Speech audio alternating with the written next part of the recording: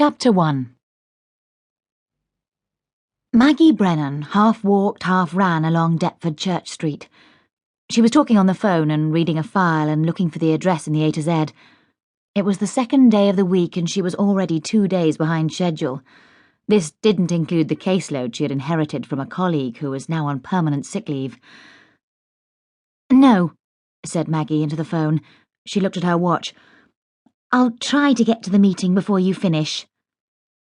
She put the mobile into her pocket. She was thinking of the case she'd just come from. A 3-year-old with bruises. Suspicious bruises, the doctor in A&E had said. Maggie had talked to the mother, looked at the child, checked out the flat where they lived. It was horrible, damp, cold, but not obviously dangerous. The mother said she didn't have a boyfriend, and Maggie had checked the bathroom and there was no razor. She had insisted that he had fallen down the stairs.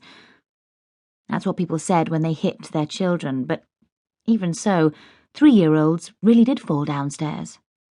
She'd only spent 10 minutes there, but 10 hours wouldn't have made much difference. If she removed the child, the prosecution would probably fail and she would be disciplined. If she didn't remove the child and he was found dead, there would be an inquiry. She would be fired and maybe prosecuted. So she'd signed off on it. No immediate cause for concern. Probably nothing much would happen. She looked more closely at the A to Z. Her hands were cold because she'd forgotten her gloves. Her feet were wet in their cheap boots. She'd been to this hostel before, but she could never remember where it was. Howard Street was a little dead end, tucked away somewhere towards the river. She had to put her reading glasses on and move her finger around on the map before she found it. Yes, that was it, just a couple of minutes away. She turned off the main street and found herself unexpectedly next to a churchyard. She leaned on the wall and looked at the file on the woman she was going to see. There wasn't much at all. Michelle Doyce, born 1959. A hospital discharge paper, copied to the Social Services Department. A placement form, a request for an evaluation. Maggie flicked through the forms. No next of kin. It wasn't even clear why she had been in hospital, although from the name of it, she could see that it was something psychological. She could guess the results of the evaluation in advance. Just sheer general hopelessness. A pathetic middle-aged woman who needed somewhere to stay and someone to drop in just to keep her from wandering the streets. Maggie looked at her watch. There wasn't time for a full evaluation today.